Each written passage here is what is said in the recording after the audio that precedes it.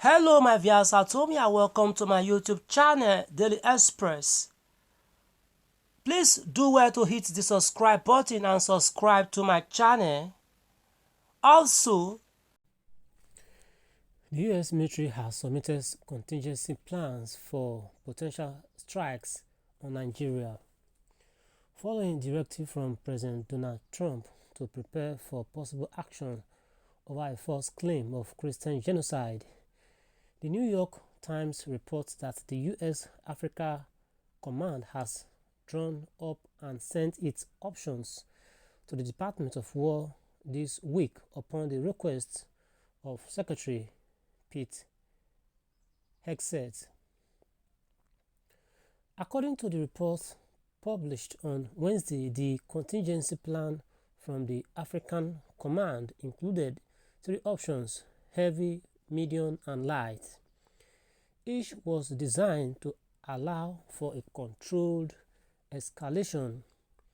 The New York Times reported that the military officials disclosed that the heavy option presented by the command is the most forceful military response the U.S. could take against Nigeria. It involves sending an aircraft carrier group to the Gulf of Guinea off the Nigerian coast and using fighter jets or long-range bombers to strike targets deep inside northern Nigeria. For the medium option, the command suggested using drone strikes against militant camps, bases, convoys, and vehicles in northern Nigeria. U.S. Predator and Reaper drones have a capacity to loiter for hours before striking. Meanwhile, other U.S. intelligence assets would build up target patterns of life to enable precise, timely strikes, New York Times reports. Military officials told the New York Times that the light option would center on partner-enabled operations with the U.S. military and State Department supporting Nigerian government forces to target Boko Haram and other Islamist insurgents responsible for attacks, kidnapping, and killing of civilians.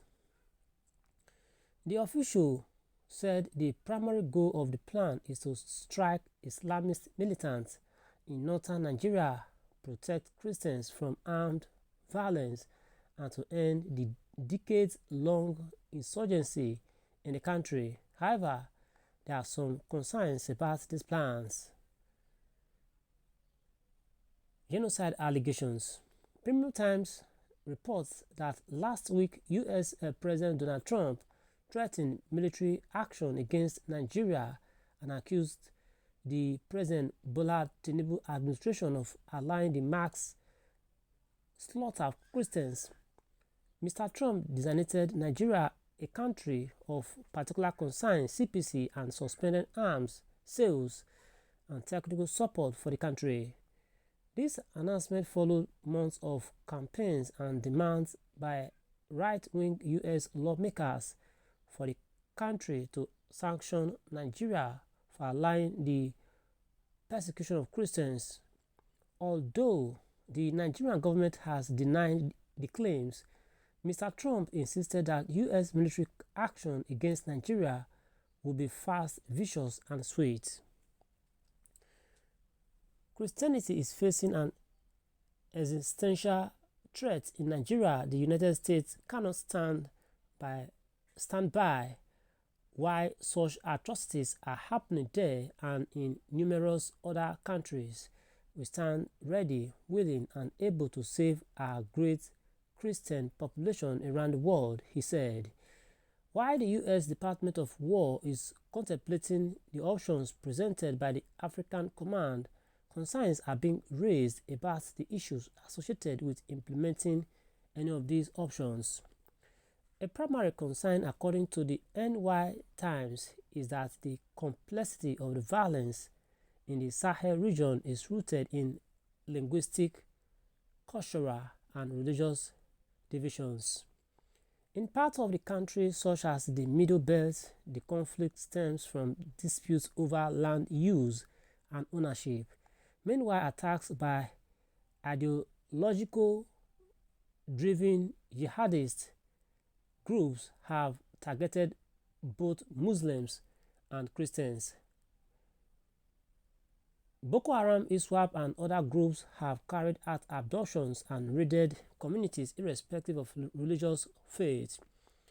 In 2017, for instance, at least 50 people were killed when a bomb was detonated in a mosque in the Unguwa Shuwa area of Mubi, Adamawa State. Also in 2018, a double suicide bombing in another mosque in Adamawa led to the death of 86 people.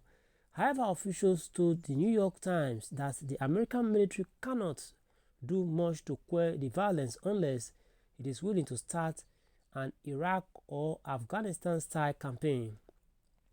It would be a fiasco, Paul Eaton, a retired Army veteran of the war in Iraq, told the paper, noting that these actions would rather cause shock and confusion rather than quell the conflict. The retired general likened the effort to pounding a pillow.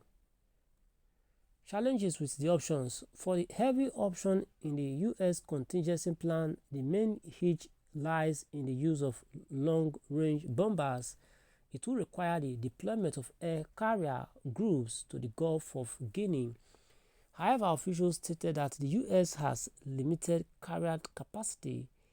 The NY Times noted that the U.S. is already in the process of moving one of its aircraft carriers, the Gerald R. Ford, from its deployment in Europe to the Southern Caribbean, where President Trump has declared war on drug cartels. Other carriers are currently deployed in the Pacific and the Middle East or undergoing maintenance. It stated that several military officials stressed that deploying an American aircraft carrier to the Gulf of Guinea to confront radical Islamist groups in Nigeria was not considered a national security priority. This second option, which involves drone strikes on militant camps, is also affected by the absence of U.S. military bases with close range. The U.S. exited the two nearest drone bases located in Agadez and Niamey, both in neighboring Niger, in August. Alright, this is where we draw the curtain. Ensure you subscribe to our channel and share this report across all news platforms as U.S. President Donald Trump threatened military action against Nigeria and accused the President Bola Tinubu administration of allowing the mass slaughter of Christians in Nigeria. Bye for now. Ensure you should subscribe to our channel and share this report across all news platforms on Facebook, Instagram, Telegram, WhatsApp, name it. Bye for now, please.